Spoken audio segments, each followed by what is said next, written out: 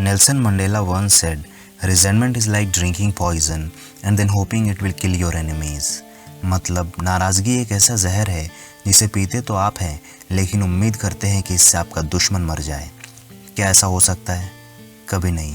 तो नफ़रत और नाराज़गी को छोड़कर कुछ ऐसा करना चाहिए जिससे आपका दुश्मन मरे या ना मरे पर आप ज़रूर बर्बाद होने से बच जाए, क्योंकि नाराज़गी, गुस्सा और नफ़रत वाकई में ऐसे जहर है जो आपको बर्बाद कर सकते हैं। इसलिए जिन लोगों से भी आपको नाराज़गी या नफ़रत है उन सबको आपको माफ़ करना होगा, लेट गो करना होगा। अब आप ये कहोगे कि क्या किसी को माफ़ करना इतना आसान है? आपको क्या पता कि उस इंसान ने मेरे साथ कितना बुरा किया है, कितनी प्रॉब्लम्स दी है। मैं भी कहूँगा कि किसी को माफ़ करना आसान नहीं, लेकिन ये बताओ कि जिसने आपके साथ गलत किया है क्या उसे कोई फ़र्क पड़ रहा है? बिल्कुल नहीं। वो तो अपनी दुनिया में मस्त होगा, लेकिन आप परेशान हो रहे हो। नफ़रत, नाराज़गी, गुस्सा, जलन, ये सभी शब्द है, लेकिन क्या आपको मालूम है इन शब्दों में कई नेगेटिव फीलिंग्स होती है, और जब आप जानबूझकर या अनजाने में इन फीलिंग्स को अपने अंदर पनपने देते हैं तो ये आपके दिमाग पर गहरा असर करती है और आपकी मेंटल, फिज़िकल और सोशल लाइफ पर भी गहरा असर पड़ता है।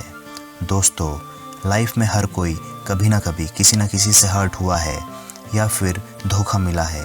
लाइफ में कभी भी आप अगर हर्ट या डिसअपॉइंट हुए हो तो आपने फील किया होगा कि कितना बुरा लगता है।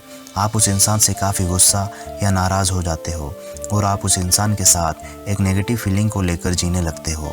लेकिन क्या आपको मालूम है यही नेगेटिव फीलिंग और इमोशंस आपको लाइफ में आगे बढ़ने से रोकते हैं। दोस्तों, हम पास्ट को तो बदल नहीं सकते, लेकिन अगर हम पास्ट की बातों को पकड़ के रखेंगे या फिर पास्ट की बुरी घटनाओं को हमेशा याद करेंगे तो ये हमारा फ्यूचर बर्बाद कर सकती है। क्या आपको पता है जब आप किसी इंसान या सिचुएशन के बारे में गुस्से और नफ़रत जैसी फीलिंग्स रखते हैं तो साइकोलॉजिकल लेवल पर आप टेंशन और तनाव में जीने लगते हैं, और क्योंकि दिमाग में होने वाले तनाव का असर हमारी बॉडी पर फिज़िकल लेवल पर भी पड़ता है तो हमारी बॉडी में एक प्रकार की डिस्टर्बेंस क्रिएट होती है और लाइफ अनबैलेंस होने लगती है।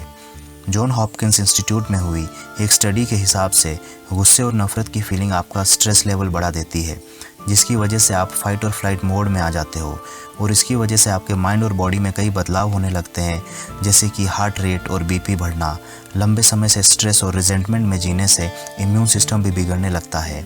हार्ट प्रॉब्लम, डायबिटीज़, कैंसर और न जाने कौन कौन सी बीमारियां घर करने लगती है। आप आसानी से बीमार पड़ने लगते हो।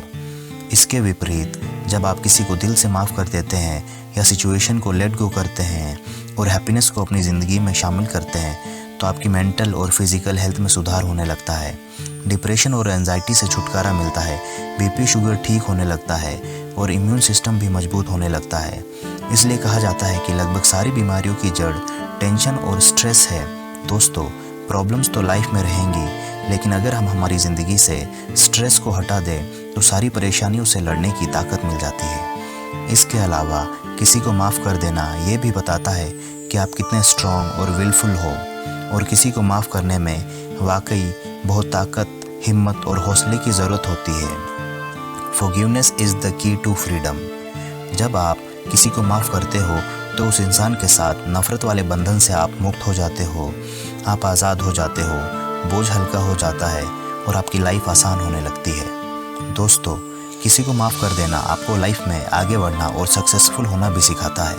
अगर आपने वाकई में किसी को दिल से माफ़ कर दिया तो आपको ऐसा लगेगा मानो आपके सर का सारा बोझ ख़त्म हो गया हो।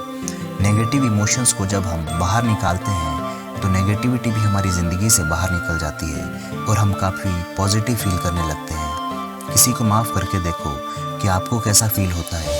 वाकई में आप चीज़ों को लेट गो करेंगे तो आप काफ़ी पॉजिटिव रहने लगेंगे, खुशी फील होने लगती है और आपकी वाइब्रेशंस काफ़ी हाई होने लगती है। आप मोटिवेटेड रहते हो और कोई भी काम में हाथ डालो सफलता आपके कदम चूमने लगती है, क्योंकि जब आप अपने अंदर से सब बोझ निकाल कर बाहर फेंक दोगे तो पॉजिटिव चीज़ों के लिए आप रिसीवर का काम करने लगते हो। आपका माइंड और बॉडी पॉजिटिव चीज़ों को अपने आप अपनी ओर आकर्षित करने लगता है।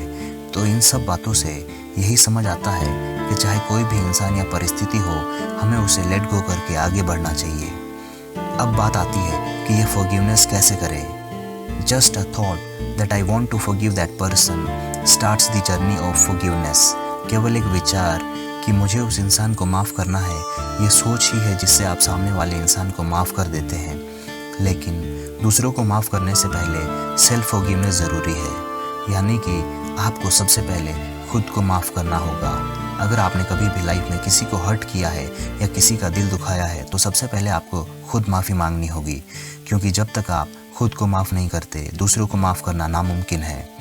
और जीसस ने कहा है, forgive and you will be forgiven. दूसरों को माफ़ करो ताकि आपको अपनी गलतियों के लिए माफ़ी मिल जाए। जैसे ही आप किसी को माफ़ करते हो, आप उस यूनिक पावर से ऑटोमेटिकली जुड़ जाते हो। आप उस सोर्स से कनेक्ट हो जाते हो जो आपका वजूद है, और यूनिवर्स आप पर अपनी ब्लेसिंग्स बरसाना शुरू कर देता है। आपकी ज़िंदगी में मिरेकल्स होने लगते हैं। अगर आप लोगों को दिल से माफ़ कर देते हैं या चीज़ों को और सिचुएशंस को लेट गो करते हैं तो यकीन मानो आपकी ज़िंदगी अपने आप बदलने लग जाती है और चमत्कार होने लगते हैं, क्योंकि मैं, आप, हम सब किसी चमत्कार से कम नहीं।